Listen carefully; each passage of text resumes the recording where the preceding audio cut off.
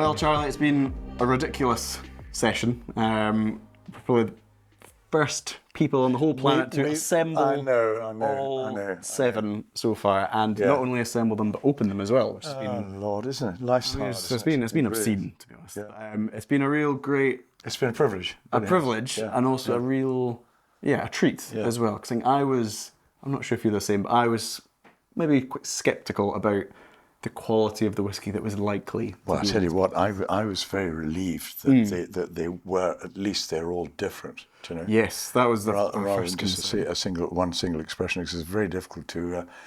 Even one's done tastings of flights of a particular brand, whatever. Where they are different, but from the same age, Bevvy, for example, and the same age and so on. But they're so similar; it's very difficult to describe them. These, same is true here, but I think we both agreed that there are certain different woods. You know, the American oak and European oak, and the balance of the two, all ex-sherry, and the producing slightly different. And we don't know the ages, of course. Yeah, every single label is missing an age statement. There's very little detail given about the whiskey inside and how it's been produced. Yeah. Would you say there's been any, as we've worked through 1 all the way through to 7, have there been any trends that you've noticed? Are they gradually getting worse? Gradually getting no. I certainly wouldn't say worse or better or whatever it is. I think it's over the course of the series. The last 2 or 3 have lent more towards American oak. Yes. The early ones, particularly number 2, it was more classic, old-fashioned, traditional Macallan. People looking European for oak. You mentioned a sherry bomb, looking for that big sherry character. Number 2 is the one for you. Number 4 had similarities, I thought, not quite as in your face decadent as number 2, but a significant proportion of European oak used in both 2 and 4. But I'd say overall they're all they're good whiskies. Good, very good whiskies.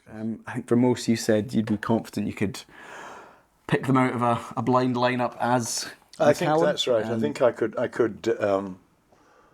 I think I could probably identify any of them in a blind lineup as Macallan, which is to their credit is as it should be. You know. Yeah, it is such a distinctive spirit. It's the darkest one, certainly. Yeah, that makes sense. Number 2 is the darkest, but I think consistent quality throughout was very reassuring. As I say, some of these fetch exorbitant sums at auction. Folio number 1, as we mentioned, can reach over £10,000 on a fairly regular basis. I'd say in terms of value for money, you can get tastier whiskey for £100 a bottle if you know what you're doing. Yeah. No, I agree. I agree. But absolutely. But as an investment, it's probably pretty sound. Yeah, obviously we can't give specific investment advice. But apart from having to buy a new house to accommodate the... Yeah, they don't look too bulky when it's just the bottles, but when you include the big book tins, they are quite cumbersome. But I'd say overall it's a really quite an imaginative series. And a good story behind them, a justifiable story behind them, and so on and so on. So it's good on them. It's a great selection, and the whiskey's good, but as a summary I'd say it's probably about more than just the whiskey, as is often the case with Macallan. But no, I'd say it's been a pleasure to try them all, and a pleasure for you to join in. So thanks very much. It's been lovely. Thanks for the advice. Lovely. Great.